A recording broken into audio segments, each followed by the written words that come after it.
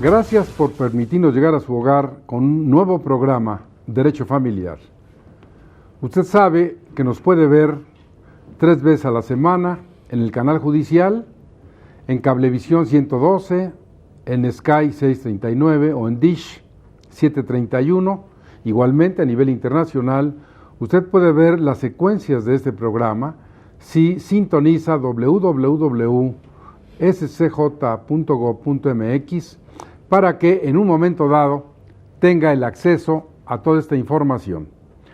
Pasamos los lunes de 8 a 9 de la mañana, se repite ese mismo día de 20 a 21 horas, y el sábado de esa semana de las 19 a las 20 horas, lo que es un privilegio para quienes estamos al servicio de la comunidad, para quienes hacemos de este, que es un programa de ayuda social, una realidad, y que como ustedes escucharon la semana pasada, tocamos un tema importantísimo que afecta a las familias, que se ha englobado en conceptos genéricos, que siempre está presente y que ha habido la tendencia en los tribunales mexicanos de ubicarlo dentro de la violencia familiar.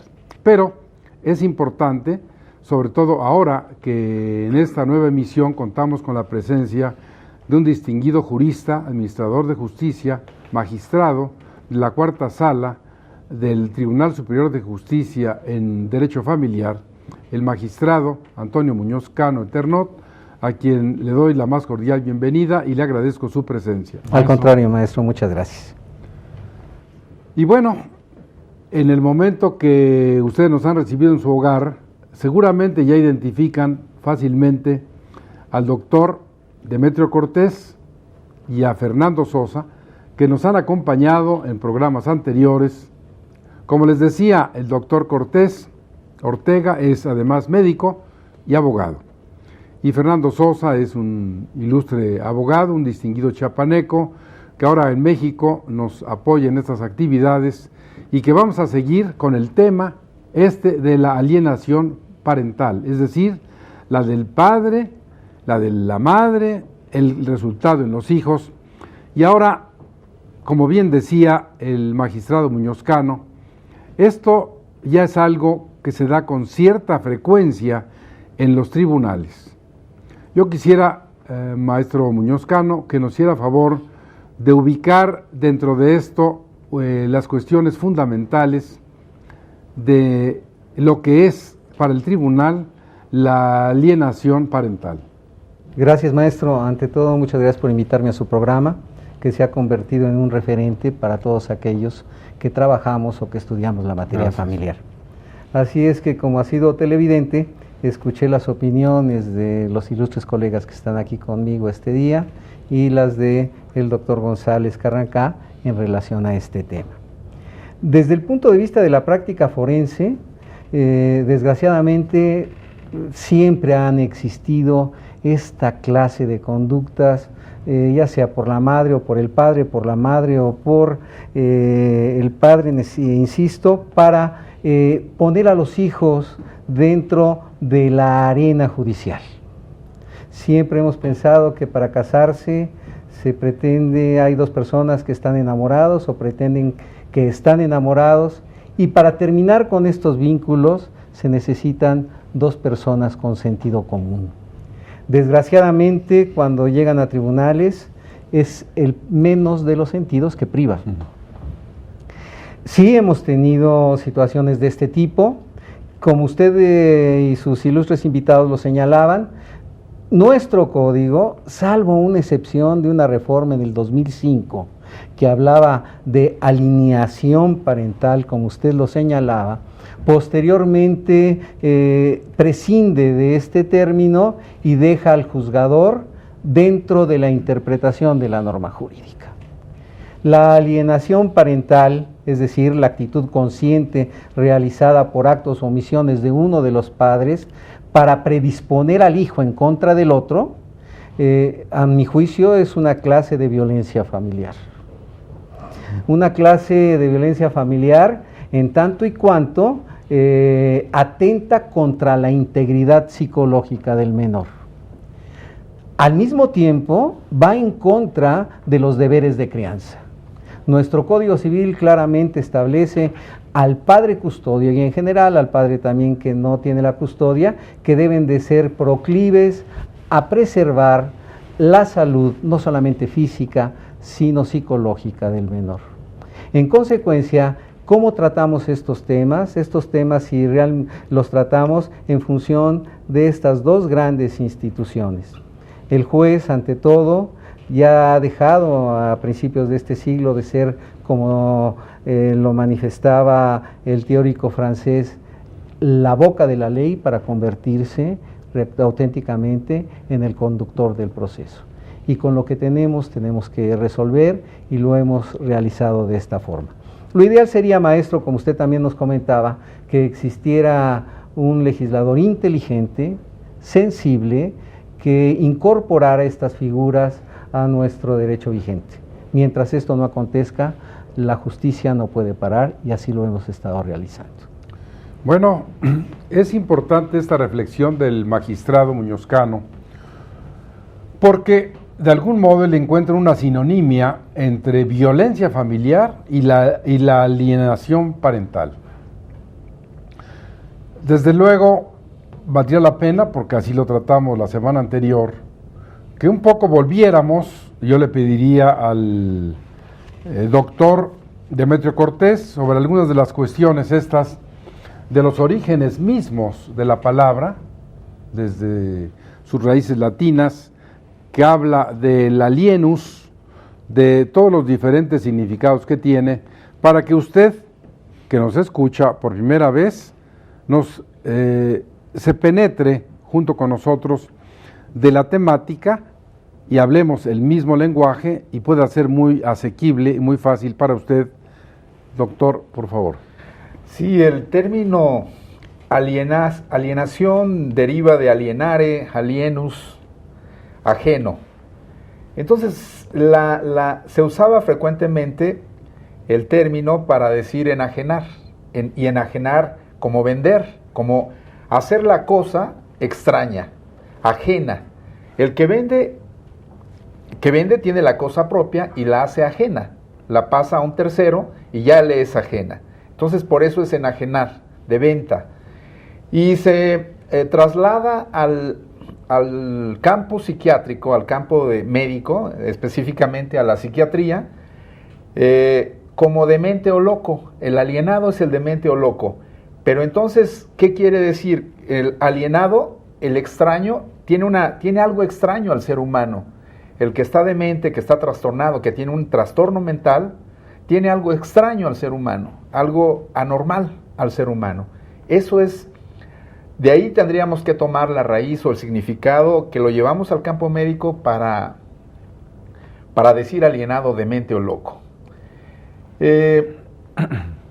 Me gustaría volver a reflexionar sobre lo que nos dice Gardner, que es el primero que acuña el concepto de síndrome de alienación parental. Dijimos la vez pasada que era el conjunto de síntomas, él lo define así, como el conjunto de síntomas que resultan del proceso de un padre o de un progenitor, o que este padre alienador, mediante diversas estrategias, produce o provoca una transformación en la conciencia de sus hijos para impedir, obstaculizar o destruir el vínculo que estos hijos tienen con el otro padre, con el otro progenitor, sea padre o sea madre. Entonces, en este punto de vista, o desde este punto de vista, vemos que el alienador está transformando la conciencia de sus hijos. Este es el concepto de un psiquiatra. ¿Qué diríamos? El magistrado Muñoz Cano acertadamente lo dijo en un concepto muy claro de entender. Es la manipulación que uno de los padres realiza en los hijos para que estos se pongan en contra del otro padre. Eso es básicamente en lo que consiste el síndrome de alienación parental. Luego, pero ¿qué hacemos si no está legislado? Si no lo tenemos en la ley. Los principios jurídicos, cuando no hay disposiciones a las cuales el juez debe atenerse, pues le permiten utilizar los principios generales del derecho, interpretar la norma. ¿Por qué? Porque el juez no puede dejar de resolver la controversia. aún si no tenemos disposición expresa, el juez, la norma no lo dice, tú no puedes dejar de resolver la controversia. No sé cómo le vas a hacer, si no tienes proceso, si no tienes una norma que sea aplicable exactamente al caso concreto, pues entonces interpreta de manera sistemática y conjunta y armónica y resuelve la controversia. Si no tenemos las normas, tenemos la obligación de todas maneras de resolver la controversia. Entonces, Fernando Sosa, desde el punto de vista ya de la ley, lo que señala el doctor y lo que apuntaba acertadamente el magistrado Muñoz Cano, ¿cómo se refleja en el Código Civil? O, como bien dijo también el magistrado Muñoz Cano, no hay norma.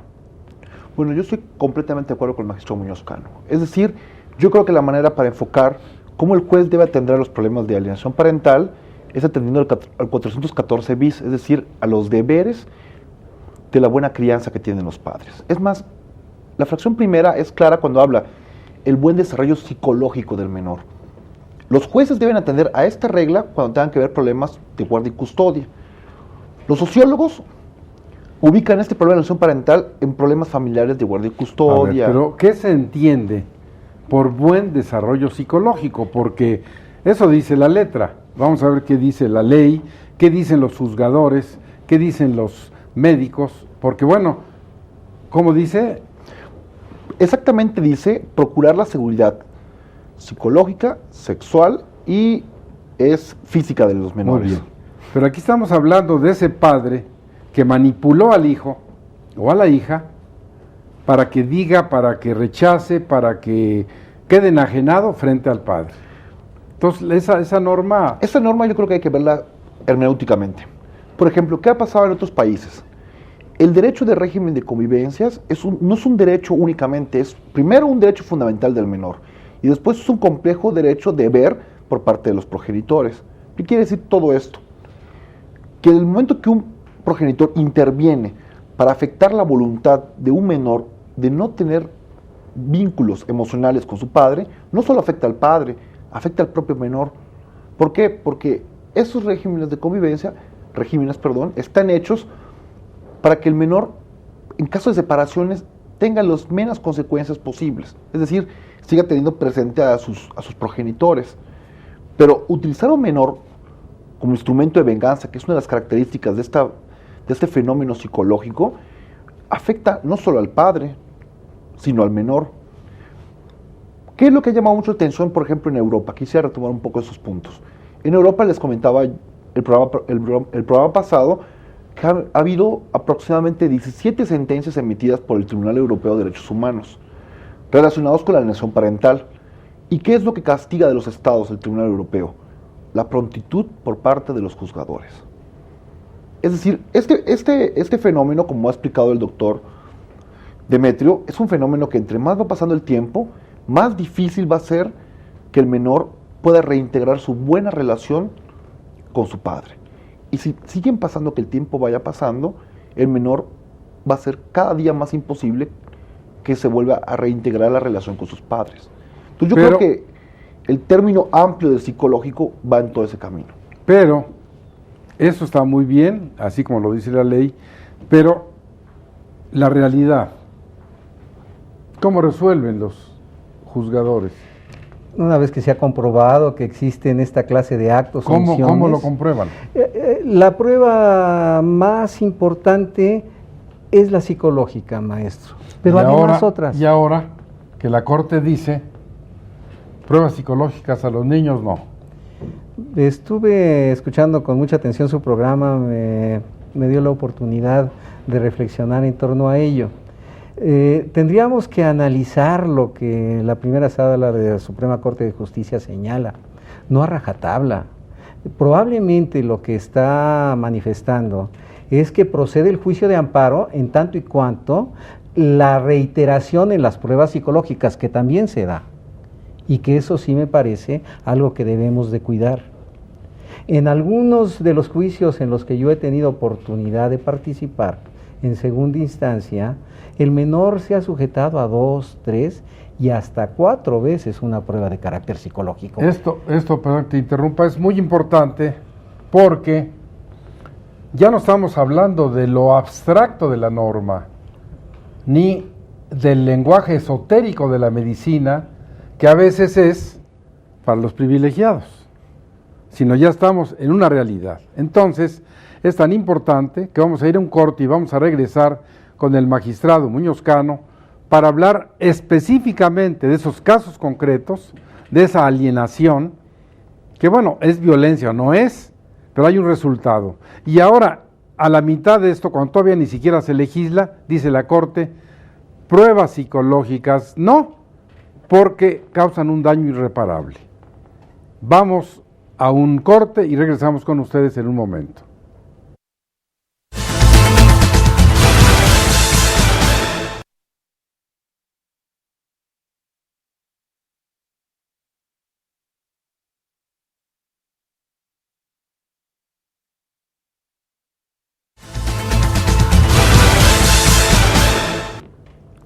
Seguimos con este programa Derecho Familiar. Porque usted nos recibe en su casa es una realidad.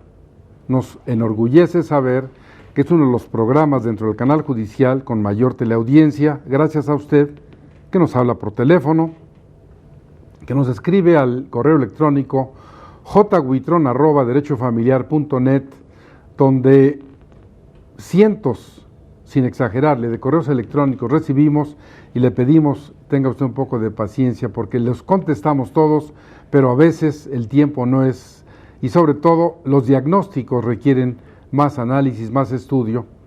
Y dentro de este tema de la alienación parental del padre o la madre, vamos a escuchar una narración, algunos cuestionamientos que el propio magistrado Muñoz Cano, como les dije, él es uno de nuestros representantes de la Administración de Justicia Familiar, que ha ennoblecido, que agranda esa actividad dentro de la Administración de Justicia en la materia, porque, bueno, hemos hablado de cuestiones abstractas, pero yo quisiera que él les transmitiera a ustedes su experiencia personal cuando él habla con los niños, con las niñas, con los adolescentes, que evidentemente son los objetos de esta alienación, que han sido alienados y que empiezan a tener conductas raras, diferentes, de un día para otro, con el otro cónyuge. Entonces, en ese sentido, ni libro, ni norma, ni concepto médico o jurídico, sino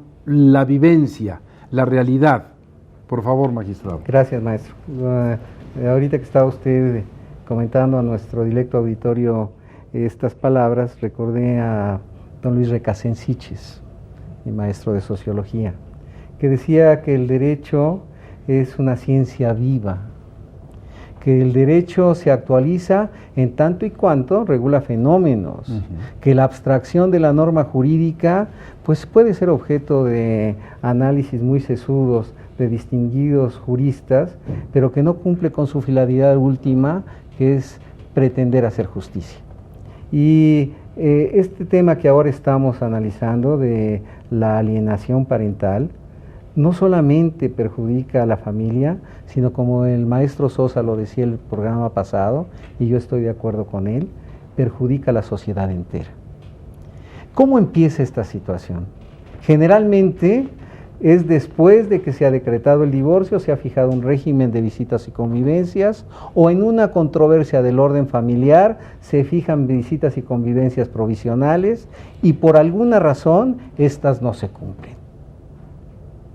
El padre custodio, él o ella, argumenta que el niño no quiere ver al padre no custodio. Y allí se traba la litis. ¿Es un derecho inalienable del menor convivir con ambos progenitores? Desde luego. ¿Es obligación de los juzgadores hacer asequible y real este derecho? Desde luego.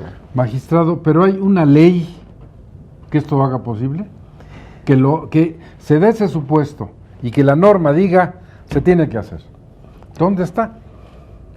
Bueno, si el padre custodio va en contra de estos postulados que la Convención de los Derechos de los Niños y las Niñas internacional, que la Ley de los Derechos de los Niños y las Niñas en el Distrito Federal postulan como derechos inalienables del menor, desde luego que debe de haber un cambio de guardia y custodia. Pero ¿cuál es la norma? Que sea, por ejemplo, ustedes en su administración de justicia, en ese supuesto, ¿cómo hacen realidad? Ese es algo que yo como litigante me encuentro cada vez y me siento la impotencia de que pues, la señora, como bien lo dijiste, o el señor, dice, se enfermó, no estaba, llegó el actuario, se le requirió, se le puso una vía de apremio, se le dice que se le va a arrestar, mete un amparo, y pasa un año, pasan 2, pasan 3, y hemos tenido casos dramáticos de personajes de este país que han tenido poder político, que han tenido poder económico, y que 3 años, imposible ver al niño. Justicia No hay retardada norma. no es justicia, y que no haya norma no implica que esto lo debamos de permitir. El maestro Sosa señalaba las decisiones de la Corte Europea de Derechos Humanos y en las cuales sancionan al Estado por la no pronta impartición de justicia en estos aspectos. Lo entiendo, y él lo ha reiterado, pero yo te hago una reflexión muy simple. ¿Y México? México tenemos que ir adelante. Se decía en el programa pasado, creo que lo decía el doctor Carrancá, que estamos un poco atrasados. ¿Un poco? Yo creo, maestro, yo soy probablemente demasiado optimista, yo no creo que estemos atrasados. Yo creo que lo que nos ha faltado es terminar con ciertas situaciones de carácter cultural que son muy importantes. Y me refiero, y espero que nuestro público lo entienda, a estas presunciones de que el niño debe de estar preferentemente al lado de la madre. Tal vez en algún tiempo en nuestra sociedad así pasaba, pero eso todavía gravita, y gravita en el inconsciente colectivo, como diría Jung, de abogados, de jueces, de litigantes y de todo mundo. Hasta los 12 con la madre. Hasta los 12 años con la madre, independientemente de lo que esté pasando. Los varones somos incapaces de cambiarle el pañal a nuestros hijos. Dicen. Bueno, eso se dice, ¿sí? Y estos inconscientes colectivos también gravitan en la impartición de justicia. Elogio en boca propia es vituperio, dice el refrán, pero en la cuarta sala familiar sí hemos hecho el cambio de guardia y custodia por esos aspectos. Y los jueces de primera instancia del Tribunal Superior de Justicia del Distrito Federal, algunos de ellos cuando han tenido esta situación también lo han hecho. ¿Se da? Claro que se da. ¿Necesitamos una norma específica para hacerlo? Yo creo que no, maestro. Creo que con la interpretación y el estudio hermenéutico y sistemático de las normas podemos llegar a la conclusión de que el niño alienado es un niño que está siendo víctima de violencia. ¿Qué mayor violencia puede existir que quitarle a un menor a la madre o al padre? ¿Y qué mensaje está dando esta familia en relación a la sociedad entera? A eso tenemos que atender. Y también con humildad, porque el juez familiar no puede penetrar en los espíritus de los hombres o de las mujeres. El juez de lo familiar tiene que construir la atmósfera desde el punto de vista jurídico mediante la cual se den las relaciones familiares. Relaciones familiares simples, auténticas, profundas, nobles. A eso es a lo que nos tenemos que dedicar, maestro. Doctor Demetrio Cortés, aparte que, como lo he reiterado, usted ser médico es un extraordinario litigante con una gran experiencia en las cuestiones procesales, ¿de qué manera esto que señala el magistrado lo podemos hacer una realidad? Porque son tantos subterfugios legales, tantas apelaciones que se pueden meter, como haya fuerzas en el litigante, tantas resoluciones, que ¿qué acaba pasando con la justicia en materia familiar? Sí, parece que entramos a un terreno, a un campo que al no estar legislado parece subjetivo y donde aquí con las facultades que se le otorgan al tribunal, al juzgador de materia familiar, pues puede ya llegarse de los elementos que considere necesarios para resolver la controversia que se le plantea. Creo que debemos legislar, meter algunos artículos ahí. Ya hubo por ahí una propuesta que quedó en proyecto de algún asambleísta del Distrito Federal, del PAN, concretamente, no recuerdo el nombre, que propuso que fuera castigado el padre alienador. no tenemos legislado, no tenemos legislada la figura de la alienación parental, pero ya él se estaba adelantando, ya dice, debe castigarse al padre alienador. ¿Por qué? Porque precisamente está causando un daño, está ejerciendo violencia sobre el niño. El niño, ¿qué culpa tiene de querer a los dos padres? ¿Por qué uno de los dos padres es traidor si los quiere? Es traidor si quiere al otro, porque con el que está le exige que no quiera al otro y lo considera traidor. ¿Qué culpa tiene el niño de querer a los dos padres? Entonces, ¿por qué uno de los padres obliga al niño a odiar al otro? Que no, los dos padres se están olvidando cuál es su obligación. Una de sus obligaciones es que ese niño, que ese hijo que han tenido, que han procreado, se desarrolle y sea un buen individuo útil para la sociedad. Así como se desarrolla físicamente y hay que darle alimentos, también su cerebro, su mente, que tiene que ver después con su conducta, debe ser orientada por esos padres para que tenga un buen desarrollo y ese niño sea un individuo adaptado a la sociedad. ¿Por qué hay violencia? Desde luego que hay violencia. El padre alienador le va a causar daños a su hijo. ¿Cuáles son esos daños? Hemos hablado de la alienación parental y que provoca daños. Depresión crónica, hostilidad, un sentimiento, hablan los psiquiatras, que una de las consecuencias finales de la alienación parental, cuando ya es irreversible, es un elevado sentimiento de culpabilidad en el adulto alienado, ya, o que fue alienado de menor. ¿Y por qué? ¿Por qué se da este sentimiento elevado de culpabilidad? Pues cuando es adulto y recapacita y se da cuenta que fue inducido para odiar a su padre o a su madre, dependiendo del caso, en la que la trató mal o lo trató mal, lo insultó, pues va a tener esa culpabilidad toda su vida. Un alto sentimiento de culpabilidad. Y en algunos casos los psiquiatras han mencionado que se llega a una personalidad esquizofrénica que puede desembocar incluso en el suicidio. Y, lo repito, lo reitero, en el programa pasado hablamos algo de esto, los adultos que han sido alienados son más fácil presa del alcohol y de las drogas. Y desde luego con eso tenemos ya un individuo desadaptado socialmente. ¿Tienen la culpa los niños para llegar a ser unos individuos desadaptados? ¿Hay violencia? ¿Hay maltrato entonces en el menor? Esa es la pregunta que debemos hacerles ver a los padres. Yo quiero creer en lo que dicen los psiquiatras, en los libros que hemos tenido que leer para resolver los casos que se nos han presentado en el tribunal. Richard Gardner, Warshak, José Manuel Aguilar en España, sostienen que la mayoría de las veces, o en un buen número de ocasiones, el padre aliena a su hijo sin darse cuenta, lo manipula sin darse cuenta. Quiero pensar que es así para que esos padres ahora se den cuenta del daño que pueden provocarle a sus hijos y desistan de esa conducta.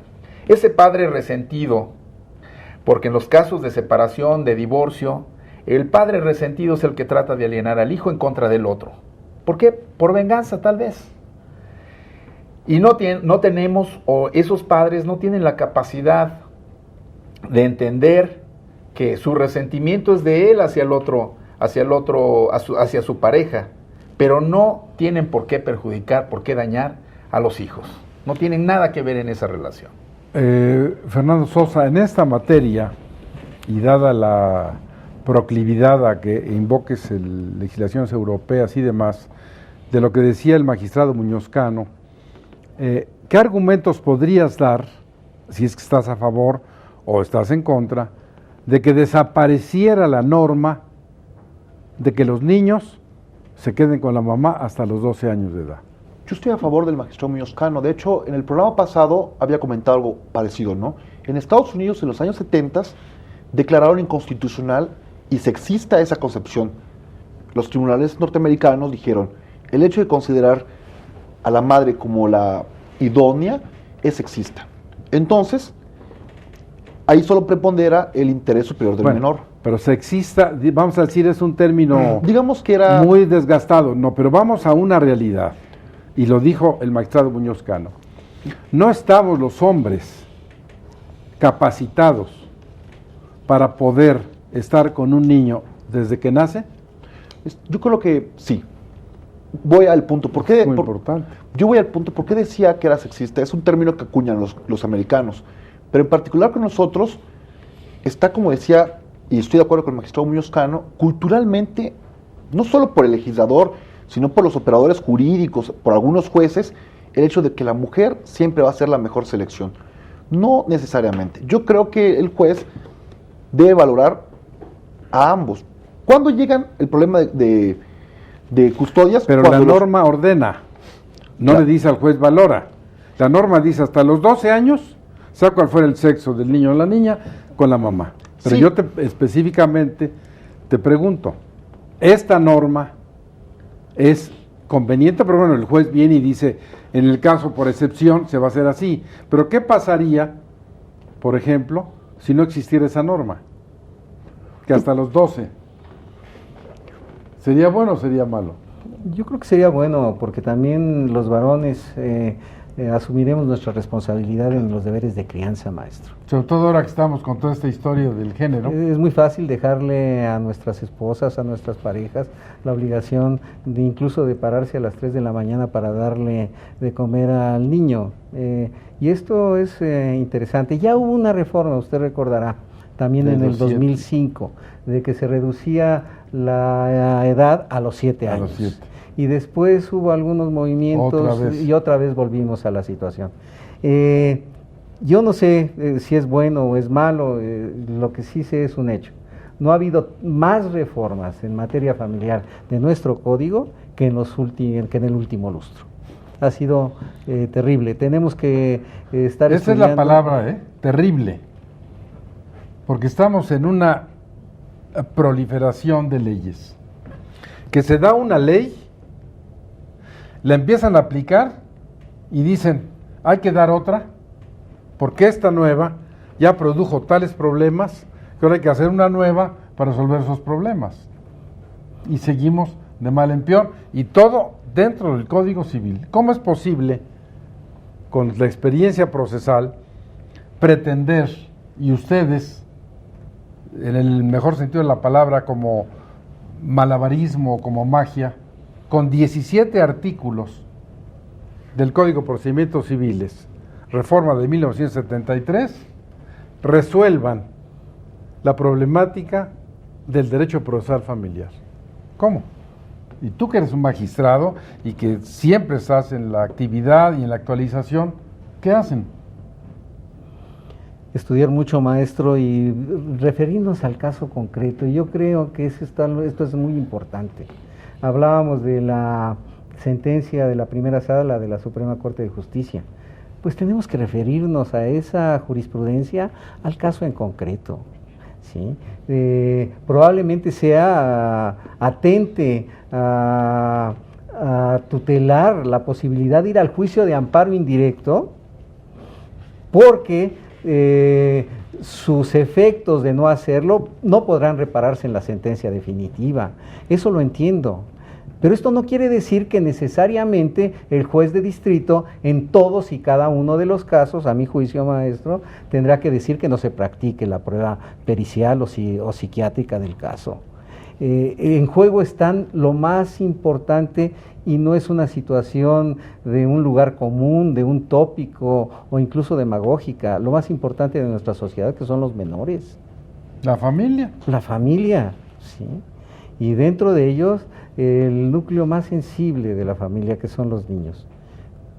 ¿Cómo pensar que la Suprema Corte está en contra de eso cuando es necesaria la prueba? Sobre todo cuando nosotros en el Tribunal Superior de Justicia hemos ido caminando en otro sentido. Tenemos una subdirección de carácter psicológico que fue creada precisamente para atender estos aspectos. Las objeciones que usted manifestaba las entiendo muy bien. Algunos de los juicios, por el uso y abuso del derecho, se prolongan en el tiempo. Y la interrogante superior es, ¿qué podemos hacer? ¿Parar estas situaciones o dejar, en función de un auténtico debate jurídico, que los abogados y las partes litigantes incluso puedan abusar de ello? ¿Qué propondrías? ¿Legislar?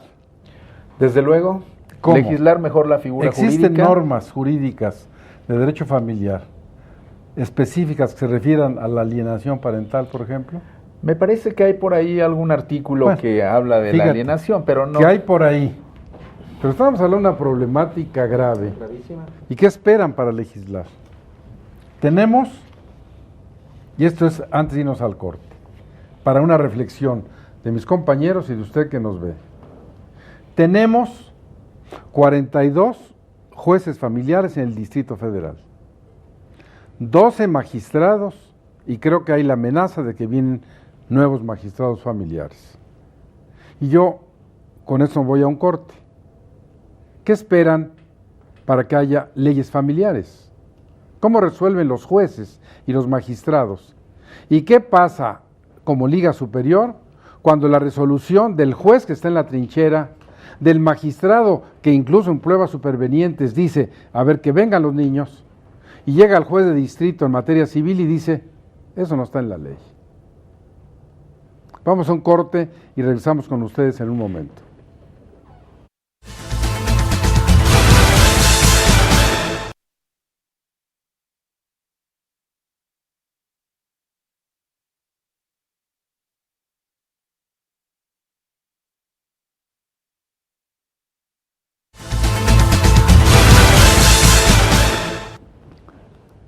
Como les decíamos, y le quité prácticamente la palabra al doctor Demetrio Cortés, hay que legislar, hay que dar las leyes necesarias, hay que ir a la realidad. Están ustedes escuchando permanentemente estas cuestiones, pero yo le pregunto al maestro Demetrio Cortés, ¿dónde están las leyes? ¿Qué esperan para legislar? Tenemos que mandar un aviso a nuestros legisladores, creo yo, para que pongan atención a estos temas que usted brillantemente expresa en su programa, y Gracias. creo que tomen en cuenta estas cosas que no están reguladas. Desde luego, el Código Civil hay que interpretarlo armónicamente, con todas esas normas, resolver la controversia. El juzgador tiene que, con argumentos, desde luego, fundar y motivar algunas cuestiones que resuelve, aunque no estén en la ley, pero el legislador debe tomar en cuenta que hay cuestiones que no están, sobre todo en el ámbito familiar, como esta figura de la alienación parental, y que se preocupe por legislar en esos aspectos, desde luego tomando en cuenta a los que saben de estos temas, como usted, como los que tienen la práctica también en el tribunal, los señores magistrados, jueces, que se acerquen a todos ellos, para que además son ellos los que conocen el derecho y no existan normas contradictorias y se regule de una buena manera la ley que resulte. Fernando, en esta materia que es tan importante y en el tema de la legislación, ¿tú qué argumento estarías a favor o en contra de una legislación familiar adjetiva y sustantiva? Yo estoy completamente de acuerdo en una legislación sustantiva adjetiva. Separada del civil. Claro, mire, por ejemplo, aquí tenemos un perfecto ejemplo de un juez familiar. Los jueces familiares tienen más amplitud en cuanto a visión que un juez civil. ¿Por qué? Porque están sometidos a una cuestión social muy interesante y además por las facultades que les consideran las leyes adjetivas, pero son insuficientes, son muy cortas. Por ejemplo, ¿qué pasa en otros países? En otros países ya regularon el problema de la alienación parental, como en Brasil, tienen una ley, le dicen claramente al juez qué tienen que hacer para resolver en ese sentido. Yo creo que me iría aún un poco más. No solo es necesario que tengamos un código civil, un código familiar y un código procesal familiar, sino también que se cree una especialización en el Poder Judicial Federal para juzgados de distrito en materia familiar y tribunales colegiados en materia familiar. Creo que es necesario también que el Poder Judicial vea esa necesidad de no incorporar la materia familiar a los colegiados en materia civil. ¿Por qué? Porque precisamente pasa lo que usted comentaba, no está en la ley y afuera, ¿no? Y realmente muchos jueces familiares hacen una interpretación que no solo se queda en un estudio de la ley, es una interpretación que se asumen a libros de textos especializados, se acercan a la legislación comparada. ¿Para qué? Para buscar proteger como decía el magistrado Muñoz Cano, no un tópico, sino algo que es fundamental, el interés superior del menor. Entonces yo creo que la reforma debe ser integral. Volviendo con el magistrado Muñoz Cano, sobre todo aprovechar su experiencia y que él es de los juzgadores que están en activo todos los días. Los jueces familiares están capacitados, tienen la sensibilidad, los conocimientos para cotidianamente estar resolviendo esta problemática, o ¿cómo le hacen? Sí, creo que tenemos jueces que están capacitados para resolver esta problemática. La educación continua de los juzgadores debe de ser no un derecho, sino una obligación, maestro. Y debe de empezar con los propios magistrados. Debemos de regresar cada año judicial a las aulas, a discutir con nuestros pares, con jueces y magistrados, situaciones de este tipo. Tú sabes que en medicina, sobre todo en Estados Unidos, aquí el doctor nos ratificará en eso, hay que certificarse en los conocimientos para seguir ejerciendo. Aquí, Universidad Patito, Escuela Patito, como él venga, usted ya es abogado y usted ahora ya es juez y usted ya es experto en derecho familiar o en civil o en fiscal. Sería bueno también certificar a los administradores de justicia. Desde luego que sí, tenemos que establecer un sistema para rendición de cuentas de jueces y magistrados, de magistrados y jueces. ¿Cuáles son las idoneidades que debe de tener un buen juez de lo familiar? No solamente rendimos cuentas en función de las sentencias que dictamos, sino creo que el todo social debe de conocerme a mí, que por otra parte, maestro, los jueces familiares tenemos un poder muy grande. El decidir con quién tiene que quedarse un niño, el establecer si hay alineación parental o no, incluso en materia de sucesiones, que es una materia de aplicación estricta en materia de derecho. Claro, estoy totalmente de acuerdo. ¿Cómo lo hacemos? Allí sí tendríamos que, como dice el maestro Sosa, recurrir a estudios de derecho internacional o incluso con nuestras propias idiosincrasias, crear una forma de la certificación. Yo, esto estoy convencido de ello, el magistrado en el Distrito Federal no debe de durar más de 15 años en su puesto. Debemos de darle la oportunidad a los jóvenes talentos de México de que accedan a ese puesto. Debemos también de darle oportunidad a todos, de una vez que llegamos a esta honrosa función judicial, que nos sigan conociendo y que nos sigan juzgando. No es posible que en otros tribunales o incluso en el mismo Tribunal Superior de Justicia se viole la ley en una forma muy vedada por quienes estamos obligados a cumplirla.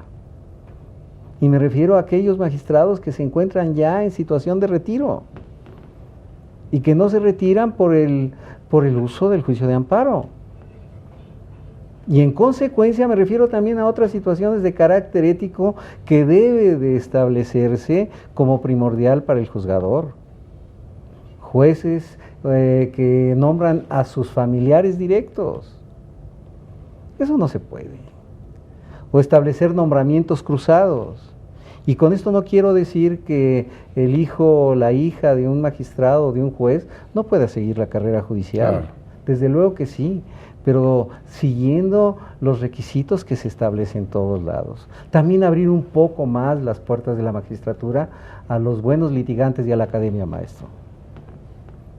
La carrera judicial es un sistema, no es una forma de escalafón. La situación escalafonaria no garantiza a la sociedad capitalina tener buenos jueces y magistrados. Tenemos que darle la oportunidad a buenos catedráticos, a excelentes litigantes, a que estemos representados en el Colegio de Magistrados del Distrito Federal, todas las formas de pensar de la sociedad capitalina. Pues ya lo decía los nuevos teóricos del neoconstitucionalismo. Somos una sociedad plural, por eso nuestro derecho debe de ser dúctil, y la forma más dúctil del derecho es tener representantes a nivel de juzgadores que establezcan todas estas diversas posiciones de una sociedad plural. Eso es muy importante lo que el magistrado Muñozcano señala, porque viene a ser realidad eso de que el buen juez por su caso empieza. Y escucharlo es una garantía para usted, que es un gobernado, que sabe que cuando su caso llegue a sus manos va a ser juzgado en forma adecuada. Pero quisiera ahora sorprender un poco al doctor Demetrio Cortés, dada la trascendencia de la temática, porque nos hemos ido, tanto en el anterior cuanto en este programa, a toda esta cuestión del niño, de la alienación, etcétera. ¿Qué hacer jurídicamente con el padre alienador?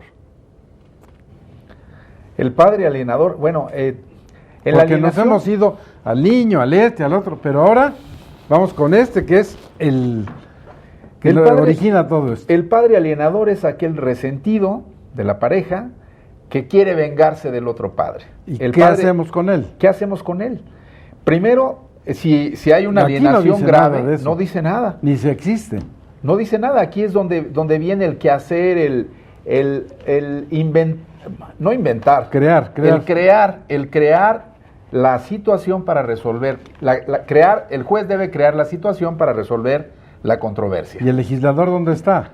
El legislador está en el limbo. Pero, ¿qué debemos hacer entonces? Si la alienación es grave, obviamente el niño no puede seguir al lado del padre. Del padre alienador, quiero decir, puede ser la madre. ¿Cómo detectamos? ¿Cuál sería el mecanismo para el alienador? Y luego, este es el alienador, ¿ahora qué hacemos con él? Sí, porque ahora él es el enfermo. A lo mejor son los abuelos los que están alienando al niño y no el papá, y o no el padre, sueltos. no la madre, sí. y no estamos haciendo ahí nada. Efectivamente, si nos percatamos de que hay un niño alienado, porque y es aquí donde entra la herramienta fundamental del tribunal, del juez, el psicólogo es el que nos da las herramientas. Aquí hay alienación. Ahora, ¿quién lo está alienando? Nos dice el psicólogo, pues el padre o la madre que tiene la guardia y custodia no es la alienadora. ¿Pero con quién está? Con la madre. Entonces, ¿quién lo está alienando? Tal vez los abuelos. Empezamos a ver si hay, con quién más convive ese niño. A lo mejor es un tío o una tía.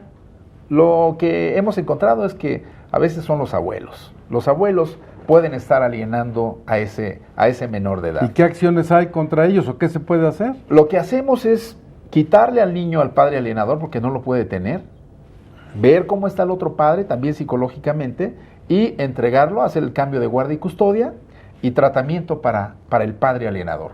No hay sanción, pero sí un tratamiento para que en algún momento pueda volver a reestablecer la convivencia con el padre. Si el caso es muy grave, mientras no va a tener contacto. Los tratadistas que hemos citado, Garner, Burchak, José Manuel Aguilar, sostienen que en estos casos graves, desde el punto de vista médico psiquiátrico, sí, jurídicamente no tenemos la herramienta ahí que nos diga sepáralo. Pero por ejemplo, ¿podría ser causa de suspensión o pérdida de la patria potestad?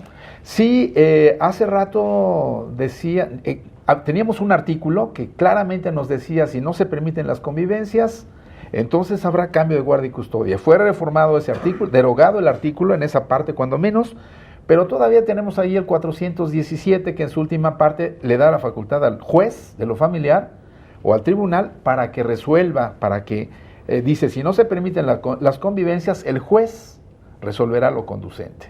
¿Y qué es lo conducente? Si lo conducente es la pérdida de la guardia y custodia o el cambio de guardia y custodia, pues será eso lo conducente y ordenaremos el cambio de guardia y custodia. No es un arma de dos filos el ejercicio de estas facultades al juez, omnímoda, omnisciente, omnipresente, en derecho familiar.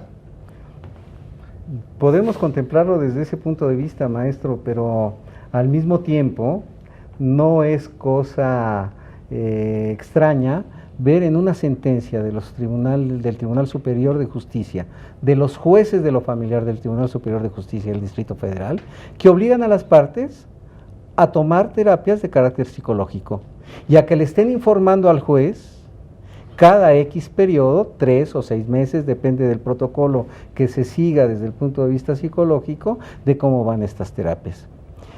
Yo no creo que se deban de penalizar necesariamente las conductas de los padres. Creo en un derecho familiar restaurador y retributivo. Y creo que el juez tiene estas amplias facultades para hacerlo. Y aquel padre o madre que está realizando actos de enajenación, darle la oportunidad para que también florezca como ser humano. ¿Cómo? A través de una sentencia inteligente, directa al caso concreto, que lo obliga a tomar estas terapias. Y mientras no perdóneme que utilice esta expresión, se redima en esa situación, suspender el régimen de visitas y convivencias o en su momento establecerlo en forma supervisada. Muy bien. Bueno, a manera de despedida, Fernando, una conclusión para la distinguida audiencia que nos ha hecho favor de recibirnos en este segundo programa sobre la alienación. ¿Qué le dirías a la gente? Bueno, yo diría que sí es necesario que se replantee una reformulación del derecho positivo en materia familiar. 2, creo que el derecho familiar se está llenando de discursos que son ajenos a las posturas tradicionales, pero esto no quiere decir que no existan, sino que impele a todos los operadores jurídicos, no solo al juez, a los litigantes, a acercarse a estas nuevas formas de problemáticas. Doctor, una palabra de despedida porque, bueno, yo me siento muy honrado con que ustedes estén con nosotros en el programa y que estamos llegando al término de este segundo sobre este tema, pero agradecerles a ustedes públicamente su presencia, su apoyo, que no escatiman esfuerzo alguno para la universidad, para la Facultad de Derecho, pero ¿qué le dirías a la gente que nos permite llegar a su hogar? Pues nada más quisiera llamar la atención en que si queremos tener una mejor sociedad, los padres que han procreado hijos, obviamente por eso son padres, se percaten de esta situación, de que con estas conductas manipuladoras lo único que hacemos es denigrar a la sociedad con individuos desadaptados, que pueden tener diferentes grados. A los juzgadores y a los auxiliares en la administración de justicia, peritos y los que después van a tratar, que son obviamente los psicólogos y los psiquiatras, pues que se conduzcan con ética y que busquen lo que ya nos dice la ley, la Convención, sobre todo Internacional de los Derechos del Niño, pues que busquen el interés superior del niño. ¿Para qué? Para llegar a eso que buscamos, una mejor sociedad. Muchas gracias. Ustedes ven la presencia de juristas, de intelectuales, de maestros, de investigadores, de administradores de justicia, que tienen la mejor vocación, ningún interés particular, como no sea el de la familia mexicana, el del derecho familiar, y por eso hoy, con una gran satisfacción, después de tratar este tema, que como les dije, es la primera vez que en la televisión mexicana se habla de la alienación del padre o la madre, usted ahora tiene nuevos conocimientos, nuevas reflexiones. Escríbanos al correo electrónico jhuitron@derechofamiliar.net o llámenos al 56 39 22 35 o lea mi columna los domingos en El Sol de México, en la mañana, que se reproduce en los 68 diarios de la cadena de Organización Editorial Mexicana, donde normalmente hacemos el seguimiento de estos programas. Por hoy, muchas gracias y esperamos vernos en una próxima emisión de Derecho Familiar.